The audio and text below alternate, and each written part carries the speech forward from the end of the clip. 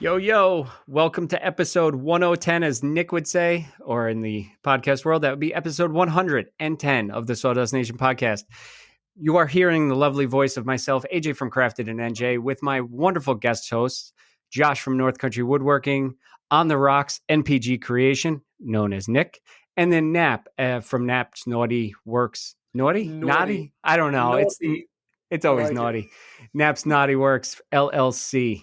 So I wanted to introduce myself as the lovely host as tonight's episode as we get down and low and know what's going on in everybody's shops. But first, I believe that Nick is going to tell us about the sponsors. No, we don't do that anymore, AJ. We do it at the end. We don't do that anymore. Do you so listen to the podcast anymore? Yes, I do. All right. So anyway. Good recovery. And I hope all this stays in. Nap.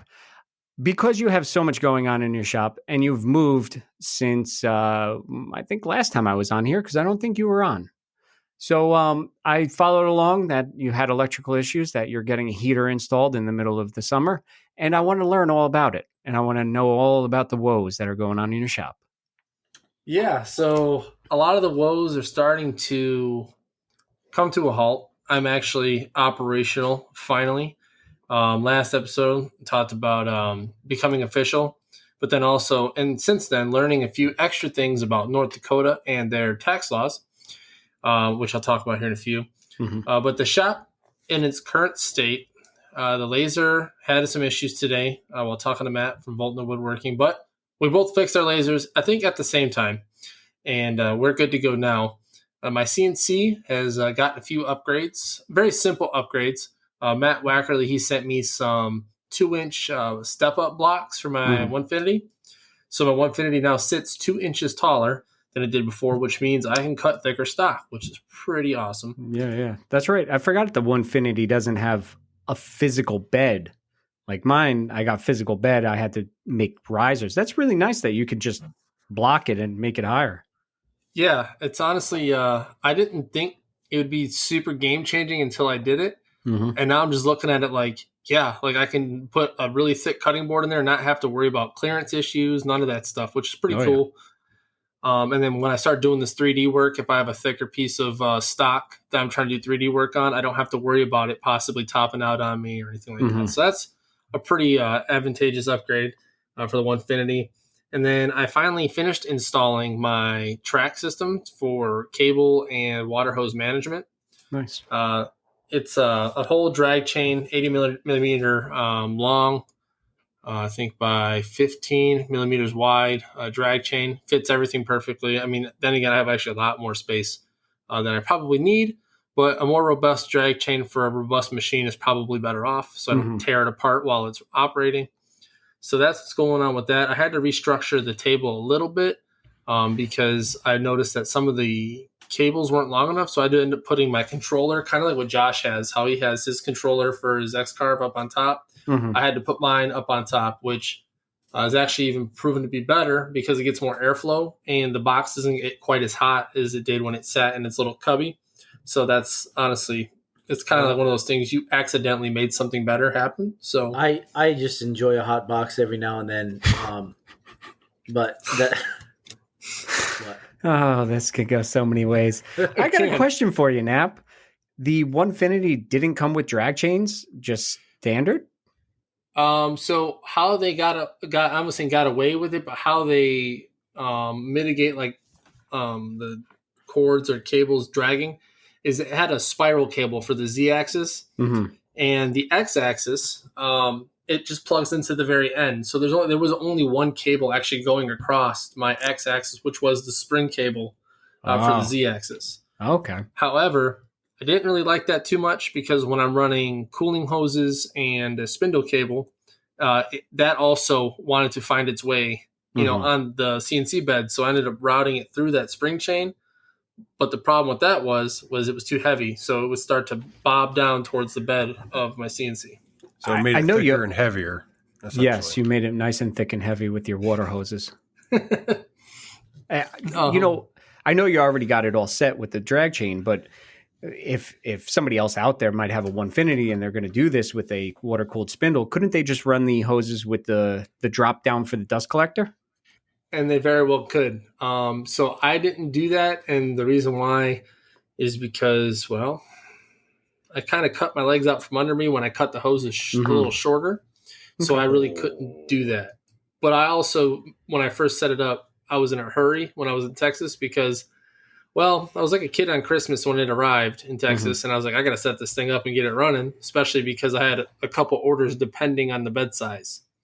So I just set it up as quick as I could, made a couple mistakes, but quickly recovered when I got here by altering the way things flowed on on the machine. And what size bed is that thing? 4x4? 48 by 32.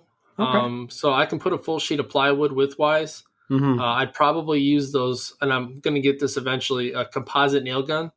Okay. If I was going to do a full sheet of plywood, to go ahead and just, pretty much staple or nail it down to the bed. But I think I saw your story, and I'm sorry to cut you off. I think I saw you or Nick talking about a composite nail gun. It was Nick. Yep. So I ordered one with my Avid. It's due in as soon as the rest of my machine arrives. So can you use the nails on any gun, or you have to have that specific gun?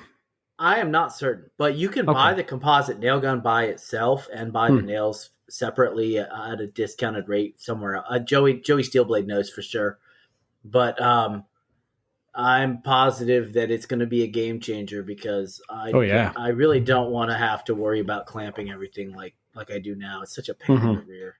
So if you want any more insight in that, I know Sergeant Maker Jeff over there, he actually has one, and he's been doing like not a tutorial, but like videos and basically what he thinks, and he's been doing tests and stuff.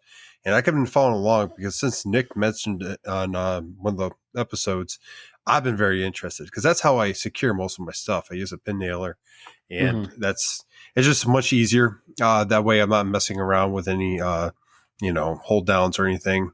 And with a pin, I haven't hit it with a bit, but if it does, it's like deep. So it's been working well for me, but watching his stuff, it seems like it might be a great addition to the shop. The only thing I don't like about it thus far is the gauge. The gauge doesn't go very low.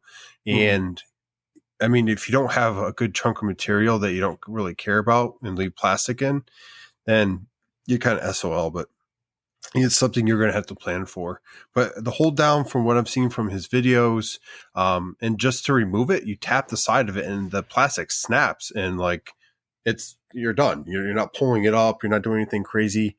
And wow. I mean, it's pretty fascinating. I think he's on his part 4 of his review on that. So I would definitely check that out. And if you're interested, so. You were talking about side to side that it would break. I'm only speculating. Not side to side, as far as like carving down and pushing it. He takes like a little mallet and hits it from the side, and that vertical force horizontal force pushes the piece and severs the plastic nails. And he does quite a decent swing with it, but it's not like he's taking a sledgehammer getting it off or anything crazy. So. And on that too, Sergeant Maker, if y'all didn't know and weren't joining us with the live, he's also one of the hosts for the Military Makers podcast, which was a podcast I was on 2 weeks ago now. Yeah, 2 weeks ago now. So if you get a chance, go to his page, follow him. Go to his podcast page at the Military Makers. Give them a follow, give them a listen, as well as his other two hosts. And for the life of me, I cannot remember. I just know that it's Jeff, and Jeff. Okay. It's funny, but go ahead and give them a follow, give them a look, and give them a listen while you're there. But yes, composite nail gun, it's on the list. It's going to be a thing, I think, if I do full sheet goods, because I do typically use my PWN CNC lever clamps, which are really good, and also toe clamps. They're just these little low profile, literally have maybe like 1/8 of an inch of hold down on the edges. But I'll tell you what, them things, they can hold down a piece pretty well, and they don't get in the way. And guess what? If you hit it with your bit, they're 3D printed, so you just get another one. So, let's see. So that was Onefinity. Talked about the laser. Let's see. I did finish my outfeed. Well, didn't finish. I made my outfeed table for the saw stop. Remade my outfeed table. I made it a little bit better this time. However, I still didn't learn from the first time when I put a piece of 4x8 HD, melamine on it. I should probably make sure that the frame matches 4 feet and doesn't exceed 4 feet. So to fix that mess up, I'm going to put some oak or something around, just something cheaper to trim it to not make it look like I messed up, and then put a chamfer on it or something just to make it look a little nicer. But the under space, the space that I have where I used to put cutoffs, that's no longer going to be for cutoffs. I'm actually going to put cabinets in there. I made the shell in such a way that I'll be able to put cabinets there and store my clamps, as well as, and I was going to make a wall mount, but I have a lot of freaking clamps. So I'm going to make a long drawer for my clamps to put in there, and they'll just be right there under the bench. But my Mirka sander, it now fits, the HEPA vacuum fits perfectly under that table now, so I don't have to have it up or off to the side. It just slides right up under there. And I can, use it on my workspace, which is pretty nice. Nice. I need to hide my friggin' HEPA vac. That thing's always in the way. Yeah. And that was precisely why I made it a little bit bigger this time, because when I was in Texas, I had it like up at the end of my outfeed table because I had a space for the spindle sander and that. But that just got in the way, especially if I was pushing big sheet goods. Eventually, I had to move it out of the way, do this whole thing, but I don't have to do that anymore because I've structured the shop in a better way to where the outfeed table is just an outfeed table or a work surface. It's got nothing else on top anymore. That's important. I learned that the hard way myself. Yeah, it's never a good lesson to learn, especially when you're in the middle of cutting something, especially plywood being as expensive it is now, and you go to push it and it gets stuck and you're like, son of a... Yeah. And you got to go ahead and stop the saw, move the stuff out of the way, start the saw back up in hopes that you don't, it doesn't catch or, leave a nice little chunk out of the side of your piece of sheet plywood that you just got started cutting. But so we got that. The electrical is good. The guy finally came by and looked at my electrical work. He only had 2 discrepancies, and it was just where I put staples. That was it. He just said, you got to undo this one. And per code, if you're following the code, you have to do a staple 6-inch under your boxes. So essentially, wherever the plug is at, the wire can't go just across and up in it. You actually have to staple it 6 inches below the box. So I was like, well, if that's all that is, I'll either fix it or not, because I might not have enough wire for that. Yeah, it's fixed. There'll be drywall and stuff over it. But if it's not going to risk life, limb, or eyesight, I don't see it being a big deal. Or fire. So there's that. And it's funny because I was already putting a load on each one of the lines before he even came looked at it. So was it a big load? It was 240 or 220 to be exact. Yeah. That's not the load. Bigger than your normal, voltage. right? I mean, load voltage. I mean, Massachusetts is typically a 110 load, so. Okay. Oh Lord. So there's that. What did I get myself into? I don't know. You know exactly what you got yourself into. I guess so. But the workflow is good. I'm still working on some kinks as far as like where I should put the joiner exactly. How I have certain things placed in the shop to where all I got to do is barely pull them out. The next big hurdle, other than drywall and insulation, is my dust collection. I went to go start setting it up, but realized quickly that the split that I had for the piping coming off did not fit the outlet the inlet for the DC. And that's because, it's a 4-inch, inlet, but it didn't need exactly 4 inches. I need the one that's just barely larger to fit over that. So now I got to go get a new piece of plumbing or hard piping, as Nick would say. What size are you using? It's a 4-inch. On the dust collector itself? Yeah. Then you're going to hard PVC? Yeah. What's their name? Oh my God. Rockler makes an adapter. Might have to look at that because I know I'm not going to find that in Menards.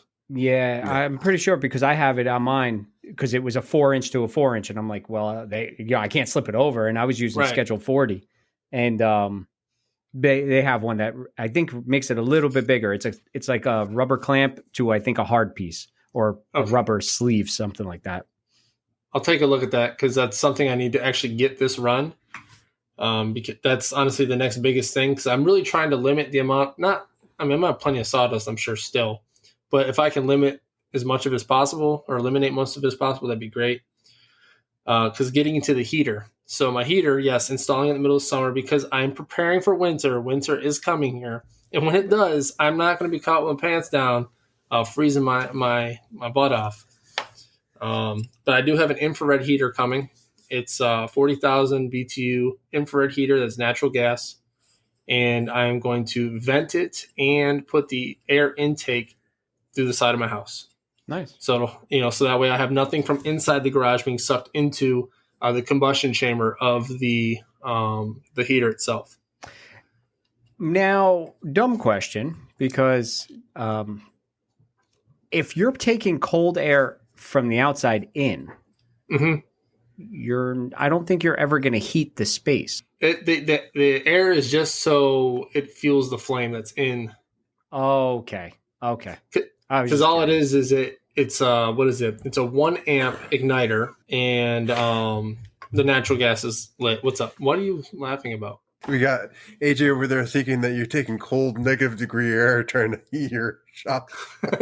Well, I mean, I'm just going like, hi, I work with refrigeration and heating, so yeah, just throwing it out there that if you're taking cold air and trying to heat it, you ain't gonna do it. Well, let's hope that's not the case, because if it is, I'm screwed. You're supposed to take the air that's in the shop and then it just becomes hotter. It's like a cycle, not to introduce more air. Anyway, you go ahead. We'll see what happens. His particular setup is just to feed the flame. It's not actually to produce anything. He'll use internal air for that. But the concern was the sawdust and stuff, because not everyone wants to use a propane fueled flame next to their table saw. Just send it. Why? When you're torching things, like if you're burning something, you don't think of like, maybe this could spark, and then like all that sawdust that's all over could just ignite. Mm-hmm. That would suck. Not a constant flame. No, I'm just saying, like when I'm torching something, and I'm like, there's a lot of sawdust around. I mean, if one little you thing see it sparkling in the air. You never have to shave again. That would be one of those. Yeah, definitely. Anyway, sorry to hijack. No, that's good. That's the heater situation. I'm looking forward to getting that done and set up. I finally got some jobs. Well, not finally. I talked about getting some jobs last podcast. I finally started them and finished a couple of them. I have this 50-inch coin rack, which, yes, it's a large one, but that's what they wanted. That's a nice big piece of wood. Yeah. So that's all it is. Nothing super crazy. So that's going out tomorrow. He tried to do the whole honey before money thing, and I said, no, you can pay me first. I don't. After learning a couple lessons, I wait. I mean, this right here, I literally could resell it. I could just rip the plate off and resell it if you didn't pay me. So yeah, you might be able to cut it up and sell it multiple. Yeah, I know, right? Like, I got 3 coin racks for sale that are oak and repurposed. But so I'll get that money. He said tonight, so that's good for that. I got a real quick little sign, $40 oak sign. It was $40 because oak here, believe it or not, is actually fairly expensive. So I did that. I did get a big job though. It's not big as far as money. Okay, it's still a good chunk, but they're supplying me from the Air Force Ball here with 500 little wine glasses, which I don't have in here. But they're like the little, yeah. And they want me, so backstory is one of the shops here on base was trying to do the laser work for them. And, they obviously don't know anything too much about lasers because they kept exploding the glasses. So, I mean, I was like, right? I guess, but I was like, I don't know how the heck they're doing that. So he brought one of the glasses over. I showed him I could do it. And he's like, cool. But after he left, I was like, how are they doing this? So I went ahead and cranked up the temperature a little bit. And we'll just say I heard the glass go pop, and I was like, and that's how they did that. So they were too high on the heat, and to their detriment, but my gain. I now have 500 glasses to etch for the Air Force Ball here, for a good sum of money for material I didn't have to buy. So all it is labor, which is awesome. So that's that. The 3D shadow box is coming together as far as the file is concerned. I have this other weird, I call it weird because, I don't know, they're getting going away for someone at Nick's place of work. And it's a shield with a certain someone's like face on it. And there's only like 2 pictures on Google. So that was very interesting to try to maneuver. Just have Nick do his normal weird stuff and go up and take a random picture of him and walk away. Just be like, click, walk. No, this is the first one of the, was it the first off the top of my head? And I don't want to misspeak because I don't want to get ridiculed. But anyways, it's a picture of a chief, and this particular chief, there's only 2 pictures of this person out there, and they were of course very blurry pictures. So that was very fun to work around. I still have to test that Jarvis did their action on the laser to make sure that it comes out clear. And then once I get that going, I can go ahead and just take care of the job and be done with it. And then I got a beer mug to make for going away for a chief, which is going to get my foot in the door with my squadron. So my squadron decided that because I'm doing the Air Force ball stuff and I'm doing this for this other person and possibly the weapons standardization place, which is people that train people how to load bombs and stuff, they're going to talk to them about me doing their quarterly awards because supposedly I do a lot better work and probably charge just as much, if not a little under what they charge for something better. Wow. Huh. So that's going to be a constant quarterly stream of revenue, which is going to be nice. But that's what's going on with the jobs. Is there anything else going on in life other than being a section chief, which is proving to be a very busy work-oriented job? No, not really. That's about all I got for the shop and things going on in my life. So, hey, Nick, how about you, man? How about that fire? Fire, baby, fire. Let me tell you something. Oh, that's the name of the episode, by the way. Fire. Yeah. Fire, baby, fire. Fire in the hole. So last night, I'll set the stage. I've got this coin rack I'm working with acrylic for, or working with acrylic on. I'm trying to cut it out. It's in the shape of like a circuit board, so it has a bunch of little lines in it and all that. So I cut my base piece of acrylic, which is the backer, for, like it's blue, and it's translucent. And then I set the black piece with the adhesive on the back on the laser, and I start cutting it. And I walk away to go change the bit out on my CNC because the first roughing pass was done on my machine. And I start smelling like really strong burning plastic. And I'm like, that's not right. Like, I know it kind of stinks a little bit when I'm cutting acrylic because, you know, it is burning plastic. And I do vent outside, but you have a little bit of, remnants, right? Mm-hmm. I turn around and, oh, Lord, there's a fire. Jeez. The whole inside of my bed was engulfed in flames. Oh, my. So I run over there and I look at the gantry, and it's right underneath the laser head. So I lift up the the lid, and I seriously Mighty Mouse blew that, right? He's really good at blowing, folks. Superman blew that son of a gun out. Thanks for letting us know, Nap. It melted the entire sheet of acrylic, so that's not usable. I had to let it cool off because the laser head was hot. It melted through the air assist tube. It melted through all the wires of the for the probe, for the focus probe, and the what do you call it? That little the laser that assists you when you're looking to see where your actual laser head's going to hit. Laser pointer, laser spotter. Yeah, the laser pointer, whatever. The laser assister. After assessing the damage and pulling the thing apart, I pulled all the bad components off. I replaced the air hose. I cleaned up the laser head, which the laser head cleaned up really nicely, because it was just metal with like essentially plastic soot on it. Yeah. I inspected the lens. The lens took a little bit of damage, but so my lens wasn't firing in the center anyway. So, which is my fault, but regardless, it wasn't firing exactly in the center anyway. So where it did get damaged was, I easily just rotated the lens. Mm-hmm. And now I need to get a new lens, but I'm still operational. So I'm still cutting. It still has enough power to cut, still has enough power to etch wood and plastic. So I did the plastic last night. And if you look on my Instagram, I think I released a video. There's a partial view of this project in progress. So it's got a blue light behind it. So it's like a circuit board kind of thing. That was pretty cool, man. Thanks. Yeah, I had to play it like 6 times to get a full picture of it. Because I was like, what was that? Like, it piqued my interest because, like, hold on, I haven't seen this one yet. That one, what is that? So the reason I did that was because A, I needed new material, but B, it's not finished yet, so I didn't want to reveal the whole thing because, you're not going to get the whole thing if I reveal it. So I got a question for you, Nick, on this. How hot were you running your laser? Thank you. It wasn't that hot. It was normal speed. Normal temperature. What's your normal speed? What's normal?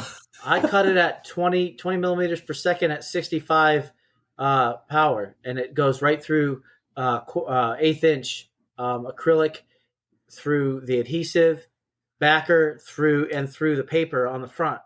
So I'm cutting through like 4 layers. You do the same, and I don't do that. But no. You cut it through 1/8 inch? Yeah. Yeah. I cut through my backers in one pass at like 25%. I'm 100 watt. Yeah. Yeah, but what are you running speed wise though? 10. Yeah, I'm running 20. So I'm doing it faster, but you gotta risk it to take the biscuit, folks. You gotta risk it to take the biscuit. So here's what happened. Fire. Here's what happened. The laser, something happened where the laser stopped moving. Like the head stopped moving and the gantry stopped moving. The laser kept firing in the same spot. And it just superheated the piece of, because there was literally no other lines on there was one line where it went to and where it stopped, and where it kept going was just like torched, right? So needless to say, my asshole puckered like you wouldn't. Yeah, I'd imagine. So needless to say, my butthole puckered like you wouldn't believe. And I got to tell you, it's nothing scarier than looking over and seeing one of your expensive machines, brand new machines, mind you, on fire. So make sure you guys have fire extinguishers, folks. It could have been catastrophic, but it wasn't. And please don't leave your machines unattended.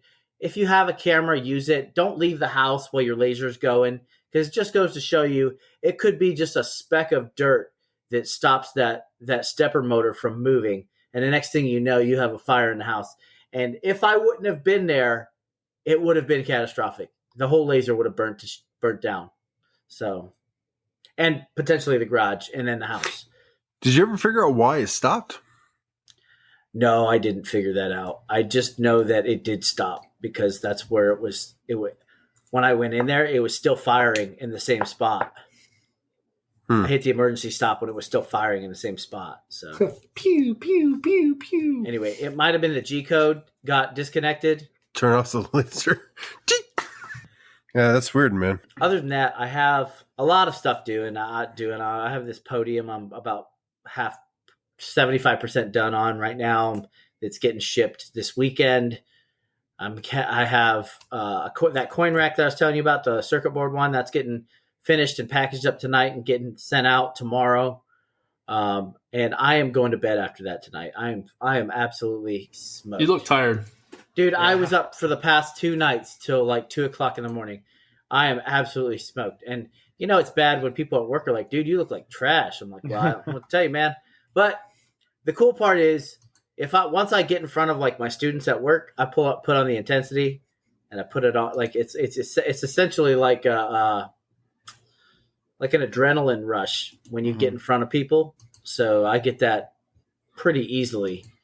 And then, at the end of the day, you just crash. So, but hey, by the way, for everybody who won tonight, congratulations.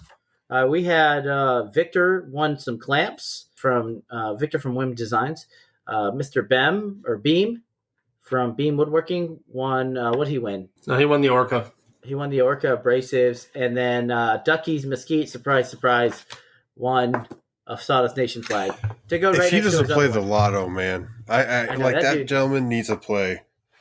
It's just incredible. Ducky's got horseshoes in his back pocket, man. I'm telling you. It's impressive. But but I spoke long enough. I'm going to kick it on over to AJ to see what he's got going on. Tell us about your operation over there, AJ. Well, it's like if you go back 109 episodes on, or even shorter than that, but if you go back, you hear me talk about flags. I got more flags than I know what to do with. My day job is picking up big time. So I come home exhausted. And I literally sit on the couch and fall asleep and I get nothing done. So I'm so far behind. Luckily orders kind of stopped for me. I just have a backlog of everything. So I'm trying to play like, I don't know, 3 or 4 months worth of catch up at this point, just because I would put something off and then like 2 more orders would come in and then I'd be further behind than I am. I have some orders that actually a gentleman, he's an officer, and he ordered, I want to say 3 flags and 2 plaques maybe a year and a half ago. So, I'm still working on those, but he's fine with waiting. He kind of just says whenever you get to him.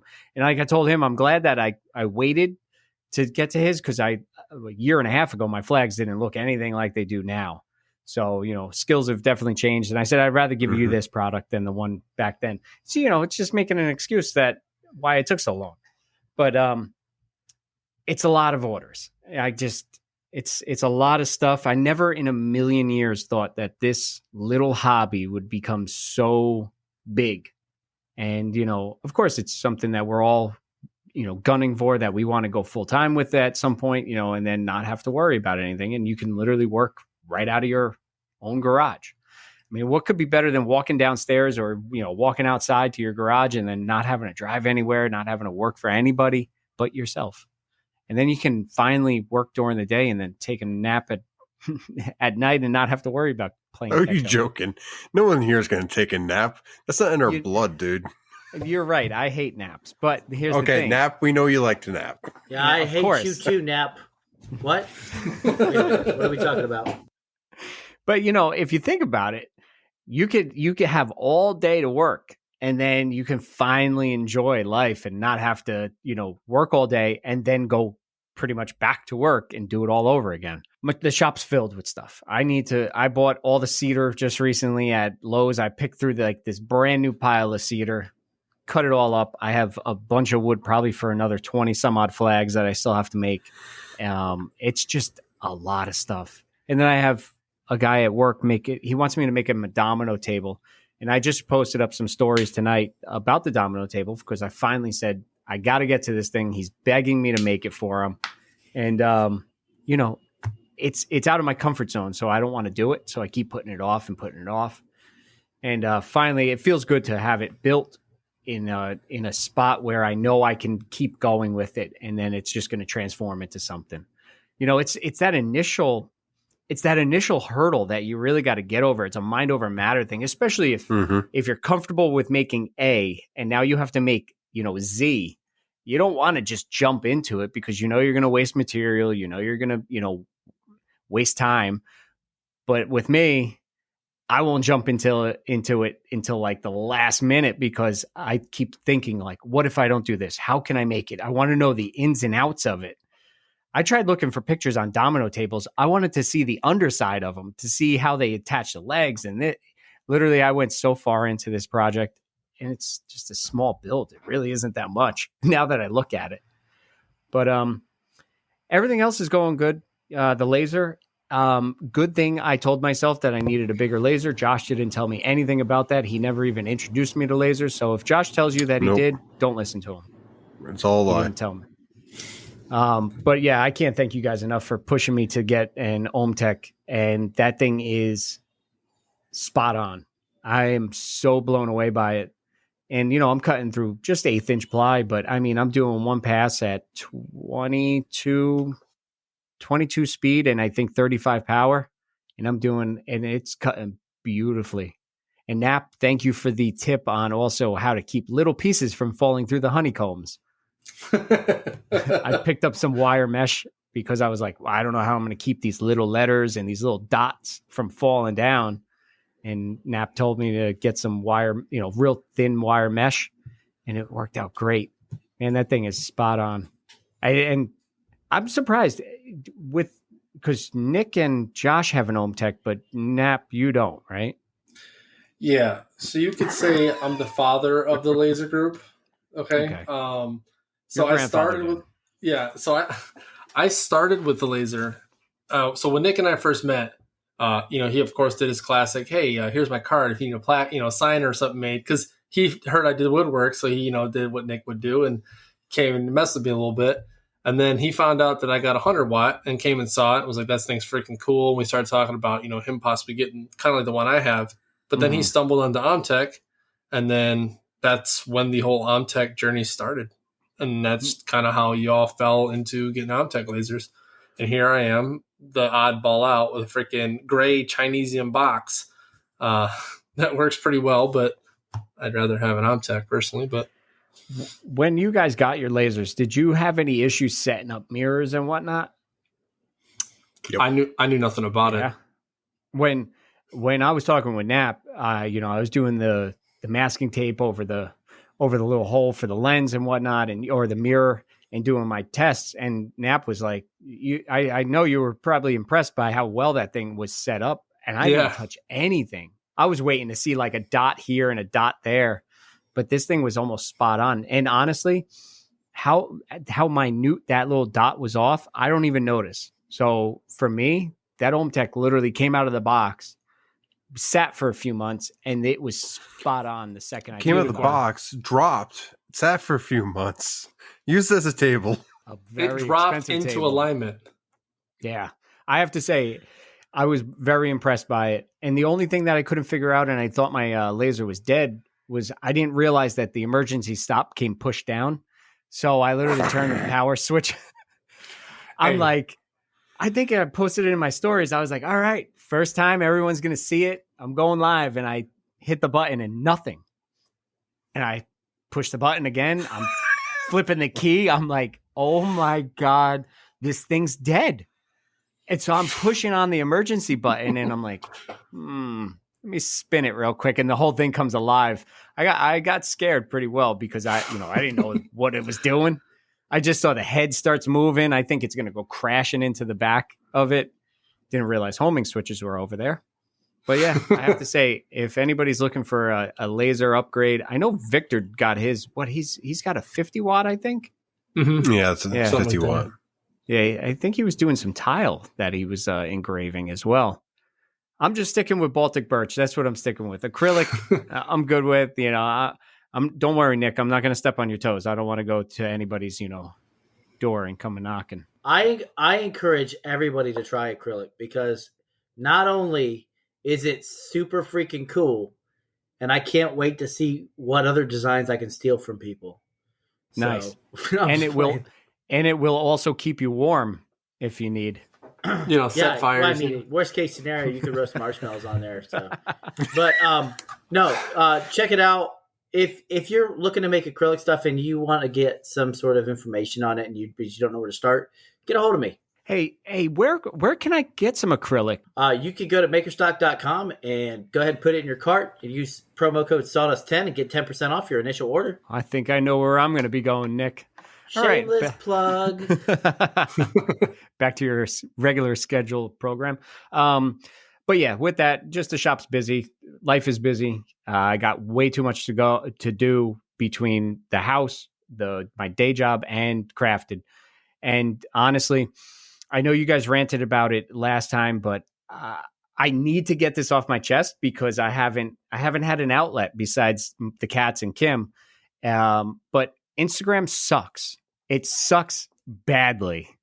And Reels should be banned. I'm on the Reel train because I have to keep a following up. But let me just tell you, Instagram is not like it used to be. And I'm not going to go down a rabbit hole because I know everybody and their brother goes down an Instagram rabbit hole.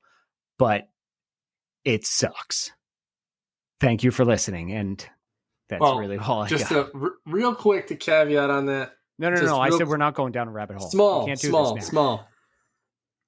Small rabbit hole. Later. No, Instagram did realize, I don't know if anybody's picked this up, but I did pick it up because, at first I was like, oh, I'm doing great. I got these reels. I'm getting a lot of likes. Heck yeah. Instagram found out they messed up and they actually throttled back. So it's not getting pushed like it was all of a sudden. So what's not getting pushed? Reels. Everything? Reels. For everybody? Well, I mean, you've noticed. I've noticed on yours. Josh, you've had a couple pretty good fire reels. So, I average about 5K. Yeah, on your views, but your likes is like 200. But anyways, no more rabbit hole. I just wanted. But here's the thing, though. Damn. And now you got me started. If you really look at the people that are liking it, it's just random people. So the thing is, they're pushing it to people who just literally sit there and they must just like everything. Because why would some guy who never followed me, never saw my stuff, probably in India somewhere, why would you leave Raj out of this? Why would he care if I'm changing a bandsaw blade? He doesn't. He does. So it's tickling my fancy because, yes, I enjoy seeing the hundreds of likes that I get, the thousands of views that it gets, but they're not the one thing that Instagram is lacking now, and it was much more prior, that it was genuine. People who actually followed you, like, not to toot my own horn, but I have over 5,000 followers and I get 65 likes on a picture. 65. Where are these thousands of followers? And I know not everyone's going to see your stuff, but even if you took maybe a fifth of that, you should average something around, I would say a fifth or maybe even just a little bit lower. I get 60. If I post up a picture tonight, I'll get maybe 50 likes, which is ridiculous. And to touch on what Nap was saying about throttling back, it's very strange because I was actually fortunate enough. I got the reel bonus. Some reason they gave it to me. So I took advantage of it. And so I'm pushing out reels a little bit more. I was doing 13,000 views, 14,000, and then they would go down to like 1,000, and then maybe like 4,000. Now they're scooting about maybe 5,000. I don't know if the next one's going to take off, but the algorithm is no matter what. I've been posting at the same time every single day at 9 a.m. I did that one time. I got almost 14,000 views in an hour, which is ridiculous. Now I posted another one right after that, which I put, it was the one with the option A, option B, on how you cut your wood. And I got literally 1,600 views as of today. And that was 4 days ago or something like that. Yeah. So it's just like, it's BS really, because no matter who tells you, I was listening to Voltner, and he was saying, about how he did it, and, he skyrocketed out of nowhere. I was up to 5,326 followers as of today. Now I'm down to 5,318. Where the hell did they go? Like, just over, like, the follower count just drops out of nowhere. Views drop out of nowhere. Just put it back to normal Instagram. I mean, maybe I'm just they're not going talking to. On my... They keep messing with it because they're trying to compete with other social media sites.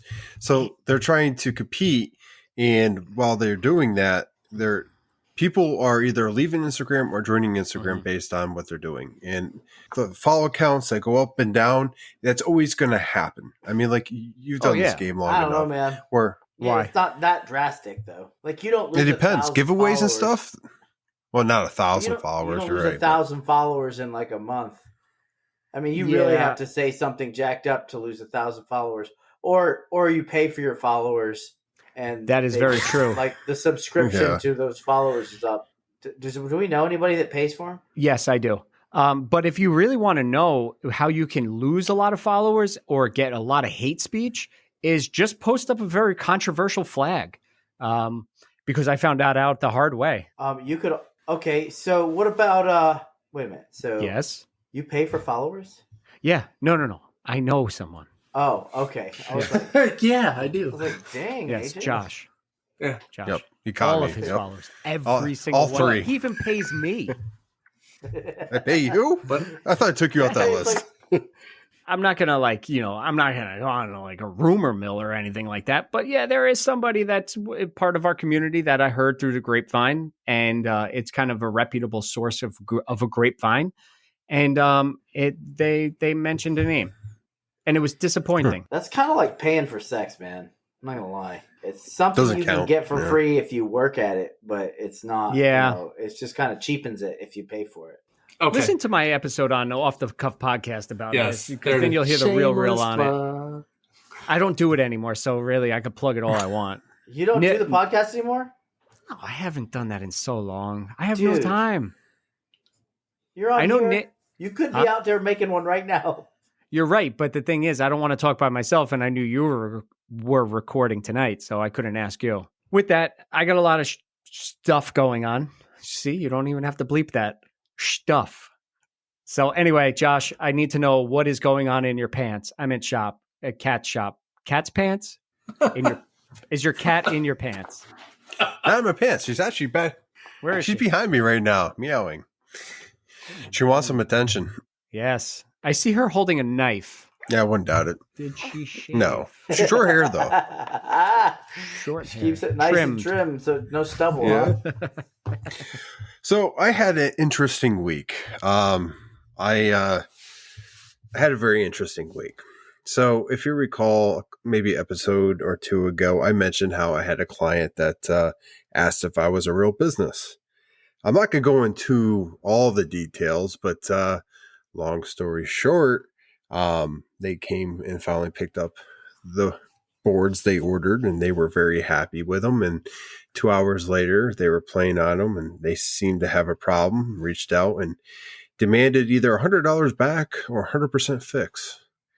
And then instead of calling me, they kept messaging me until I called them. And then when I finally got on the phone with them, I'm like, I'll fix the board that you say is not 100%, for free. Fix it to 100% per your request.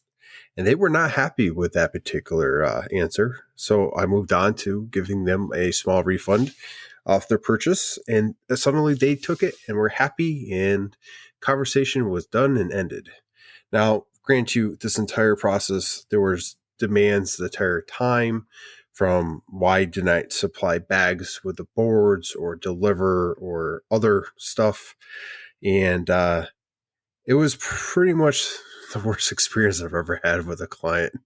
I mean, like, honestly, what it comes down to is, I understand we're business. We're all businesses. We're all doing our thing. And we know that we try to, appease the client to a certain extent. But this is I normally don't give refunds. I typically don't, especially if it's not the fault of the shop or myself, where you accept them when you pick them up or I drop them off. But in this particular case, I knew I was going to be on the phone for hours, if not multiple calls and texts later. It was actually me paying them off to just leave me alone.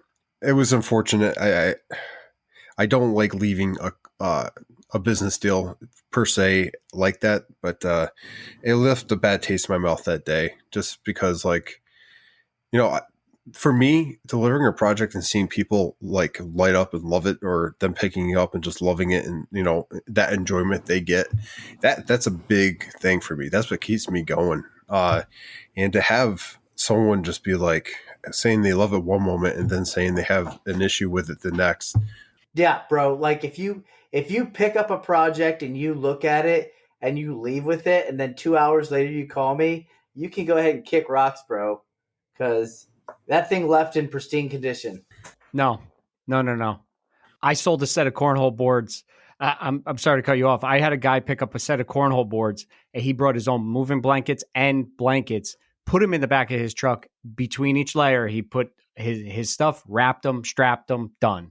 I even had a guy walk out of my driveway. His son was carrying one. He banged it into the wall and just looked at me and laughed and took them and left. It's not my problem. They're in your possession at this point. Not your point to package them up as either. If they're picking them up, you don't box it.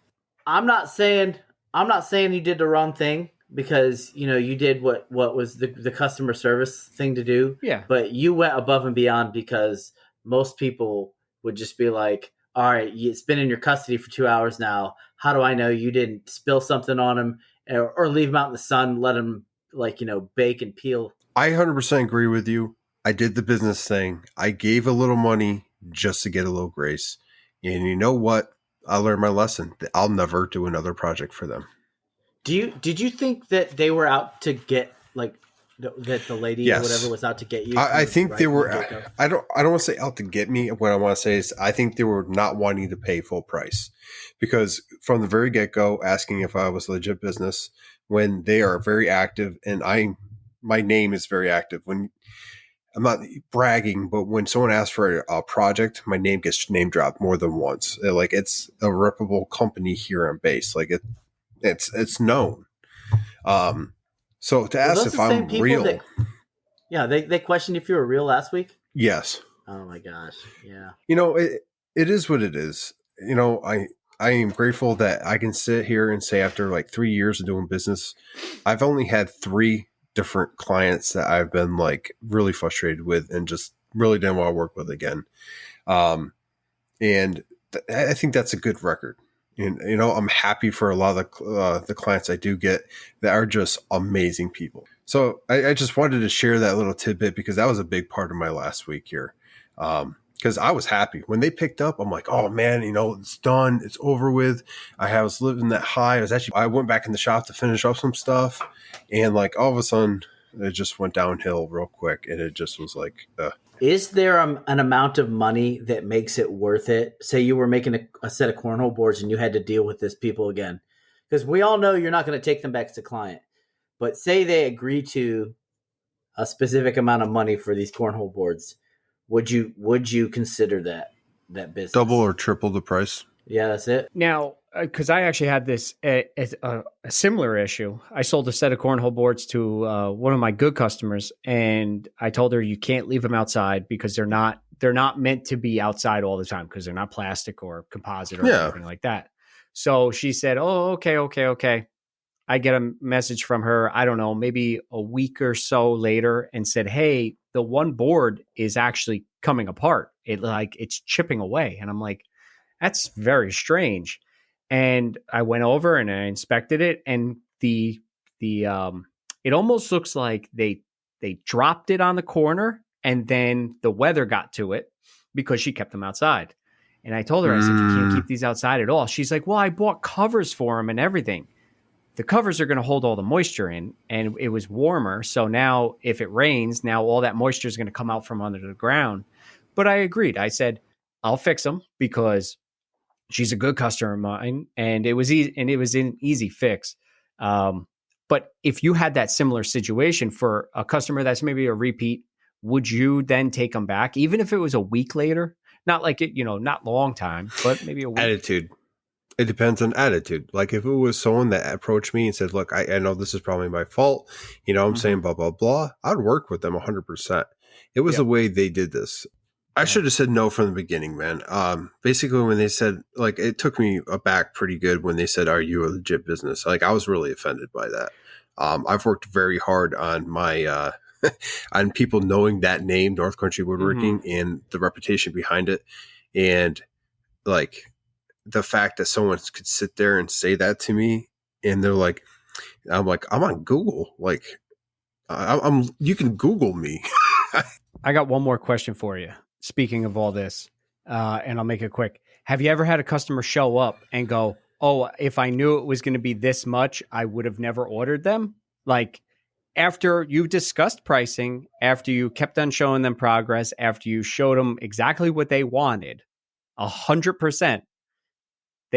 I had a customer tell me, I wish I knew that they were this much because I wouldn't have ordered 2. Why didn't they ask?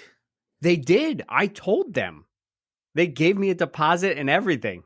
I have them pay up front. I mean, this particular client, the one, the cornhole boards, they asked if they could pay half. I don't do that much anymore, but I understand that it's a good amount of money in that, people, it's tough right now. So I even agreed to that. Sometimes you can't make everyone happy. That was a lesson there. AJ, you ever heard the term agita?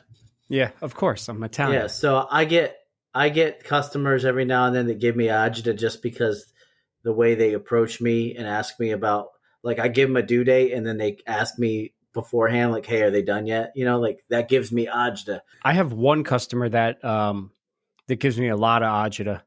but I don't want to mention her name because I guarantee she could hear me. Nothing? Nothing? Kim? Nothing? She laughed at least. Oh. No, I was like, wait. Oh, I know what you're talking about. So I want to move on from that because I got quite a bit going on. I did a retirement gift for a mentor of mine, and it was a conversation we had about 2 years ago. We're sitting in the office, and he's like, when I retire, I'd like you to make this for me. And he went over the kind of the details for it, and his girl reached out and was like, hey, he's about to retire. I have no idea what to get him. We're like, I got it.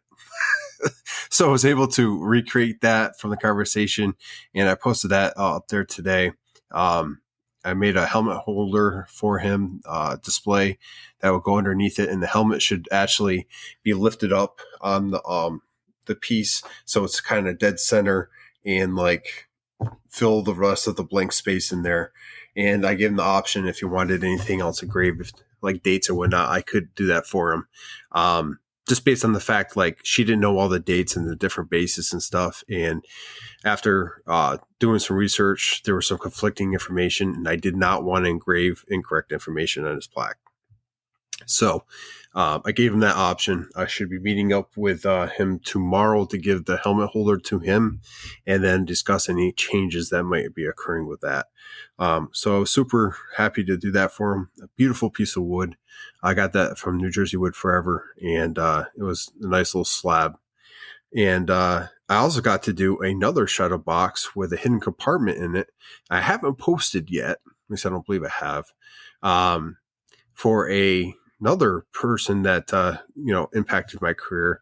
And it was a second part to a previous project. I did some flags for him and his son, displays, and I did a small shadow box with some personal goods in there.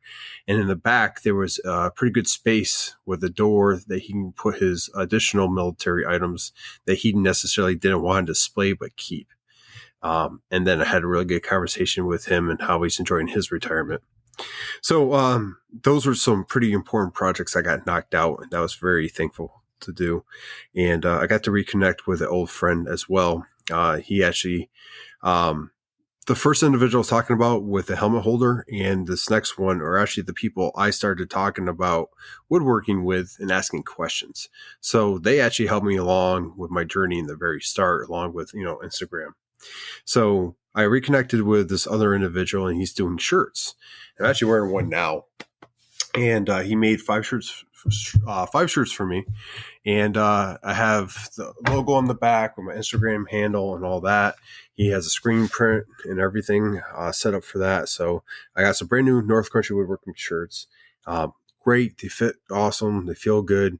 And I'm going to put them to the test. And I told him already that I'll probably be ordering more. I know my wife, Heather, she saw them, and I think she's already claimed 1 or 2. So I might have to get a couple more just to, restock. But I definitely, I'm interested to see where he goes with this, because he's getting into it. And then we started talking about vinyl printers and stuff like that. And it was a pretty good conversation with a maker that kind of helped me set myself on this road. So a lot of history this last week with different makers, and it was a good week. That being said, I actually ordered a whole bunch from Orca, trying that new purple sandpaper that they're putting out there. I spent quite a bit. I wanted to spend more, but I had to give some money back to a client. So we'll go back and buy more eventually, but I'm running pretty low in sandpaper. So I just needed a resupply. I'm doing some more Pokemon projects. My kid's really into Pokemon. So for his birthday, he asked for a Pokemon coin. So if you ever see or follow me on Instagram, I do these like 4-inch coins, wooden coins. And I actually did a Pokemon trainer coin. We designed it together. I cut it out today. It's made out of cherry and some walnut, a little different style than normal, but beautiful wood. And I put it on his dresser, so he found it just before bed. He wanted to pay me. He had some birthday money, and he tried to pay me some money for it. Obviously, I didn't take it, but it was cute, and I appreciate it. So, and sorry, you got to teach him that lesson in life. Yeah, right. Yeah, take that money. No, I mean, like, obviously you can give him a family discount. I'm just saying. I did give him the family discount. He'll clean the shop this weekend. Did he ask if you're a real business? No. Are you a real business? My oldest, like when he goes, like my wife takes him to different places, and like if they go to a house of play or something, he looks at the garage, and if it's like a 2 or 3 bay, he goes, "Oh, Daddy would love that garage," and he's just, like his workshop would be huge. So he's much of a shop head as I am, and my little girl loves going in the shop to the point where when I come in, she goes, I want to see, and I have to take her out and show her what I'm doing. If I don't, she starts crying. So, and then like she goes out and she holds her mouth. She's like, oh, and it's a little cute display that she does. So I'm really lucky. My kids enjoy the shop. My wife even goes out there and she uses laser and stuff like that. So it's beginning to be more of a family thing, which is absolutely awesome. So, but the other Pokemon projects are actually for him as well. I'm doing a Pokemon sign, got to catch them all. And then I'm doing Mew, which is a Pokemon from the universe. I actually cut him on the laser off 1/8-inch ply, cabinet ply. And I'll be painting those up and doing something like Voltner did on his page, spray painting them, getting them all different colors and gluing them together. But I like layered stuff, and I like to start doing stuff like that more, especially after my previous project with the hardwood. I like the look of it. It can look really clean if done right. And I'm starting to just practice a little bit more. And this is kind of like going down the avenue. I'm giving him something for his room to hang up and allowing me to practice on some less expensive wood that I would normally have to use. So I'm doing, I just did estimate for the New Mexico individual. I did the backbone for. He wants 3 more plaques, about 24 by 24 each. So I'm going to see how that went over whenever he gets back to me. Hopefully I get that job. It'd be nice to complete that. And then I have that shirt project that's due the 19th of August. I haven't started that yet, but I already pretty much know I'm going to go with that. The squadron has already started asking me questions and estimates on other projects, including some going away gifts and maybe some challenge coins they might want upcoming. So we've been working with the front office essentially, and the commander and the chief to see what they want and where we might end up going with that. And there's been some crazy projects ideas brought up that I said that it might be possible. So I might be doing some pretty gnarly projects coming up. We'll see though. Nothing set in stone. It's just kind of flung out there and see if it stuck. And I said, you know what? If I could find the different materials to do it, I said I could probably knock it out. So I just was asked about a set of coasters. I haven't made many coasters for people, so that'd be something a little different, I guess. Nothing crazy, just coasters with a logo on there. What else? I think that pretty much wraps it up. Oh, I bought something from a laser too. I just used a credit I had with Omtech to get a rotary tool for the laser. It's not the one I want to end up with, but it's the one I want to start doing different projects with, because like Nat mentioned, there is a ball coming up, and I want to make sure that I can either start practicing for next year's, or I can start maybe do some for this year. There's a lot of different things that happen here on base, not just for the Air Force. And if I can start knocking out stuff like that, then I know add a new dimension to the shop. I know these gentlemen told me to hold off and get the more expensive one, but I got basically the knockoff version. That's quite a bit cheaper. So I'm going to use that and save up for the better version, if I need to. So I did that this afternoon. I should be getting that, hopefully in a week or two. But yeah, nice. I'm pretty excited about that. Because more capability. Don't you have shovels that you were also doing? That's shirt project I mentioned. That's a shovel. It's a gardening shovel that I'll be doing a Squatcher logo on, and then a display, much like the raffle display, I'll be hanging on there and with a plaque. Because I'm not military or have been in the military, what is the shovel for? It's not military related. He likes to garden, and because he likes to garden, the squash, and decided that a shovel would be a good option. The shovel that you still have, that was for that was military? Or is that kind of the same thing? It was for kind of like the same thing. They had someone going away that liked to garden, and they decided to go with the shovel. Oh, okay. It is kind of a weird request to have twice through the shop. But when they said, "Hey, we got a weird request," and I'm like, "What is it?" And they're like, "Hey, we have a shovel." I'm like, "I've done this before." So it wasn't. And I also have one to prove it every year, unfortunately. Yes. But it's a reminder of a mistake long gone.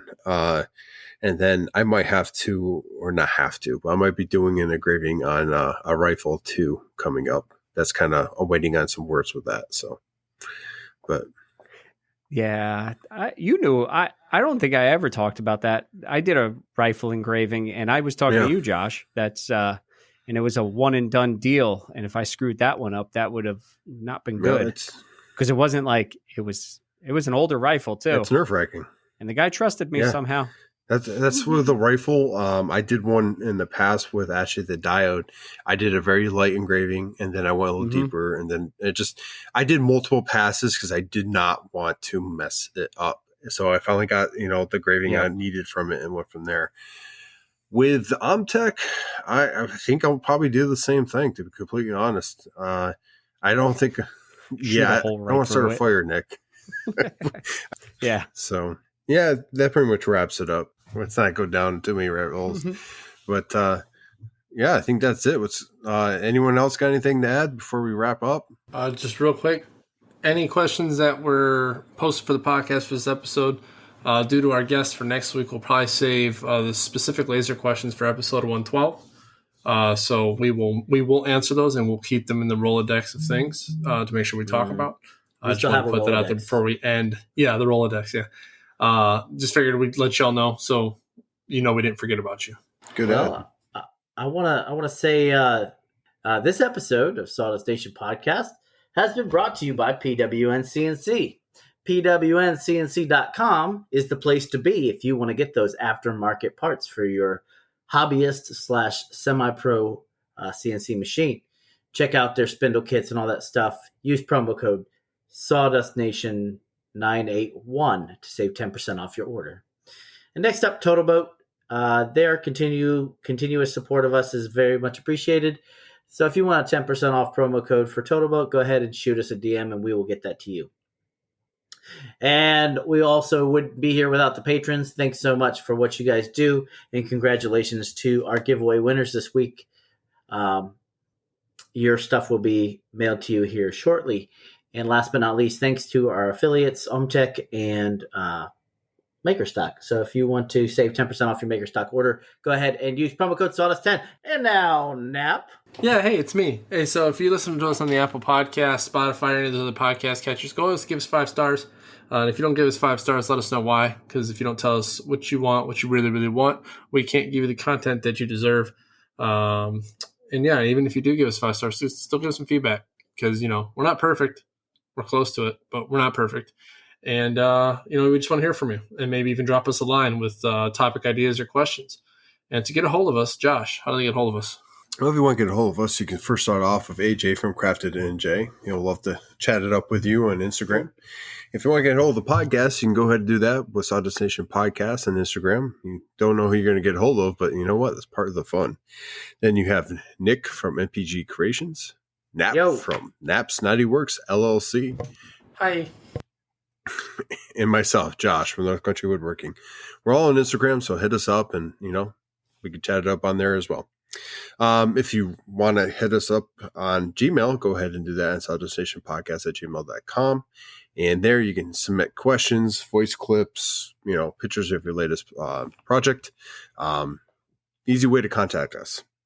But the best way, and I keep saying this every week, so I'm hoping that you guys start listening. Patreons are the best way to contact us. Not only do you get insight into every episode, you get to talk to us directly during the episode. You hear us laugh randomly? Well, it's probably because a Patreon made a comment or something. you hear us switch topics, it's probably because a Patreon wanted to talk or have us talk about a certain topic. Questions, you name it, they are interacting on our YouTube live that only they get the link to. It's definitely worth having and being a part of. With that, that's how you get a hold of us. What's cool? Final words, starting off with AJ from Crafted and NJ.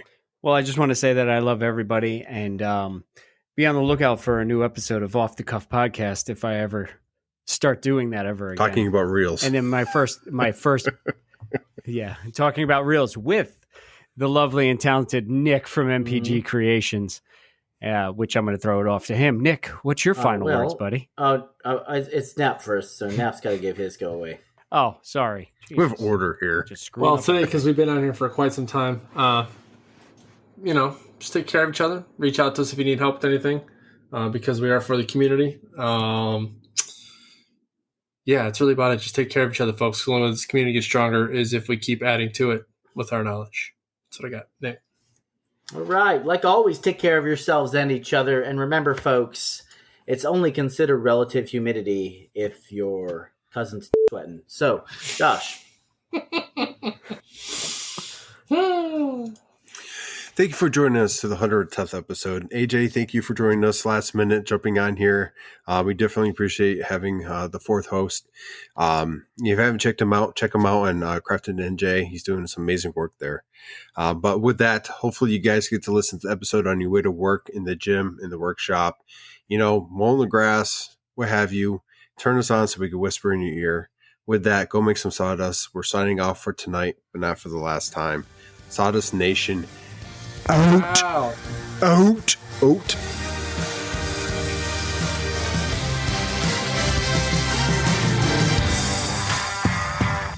I don't know what that was. It sounded like you swallowed the mic. Oh.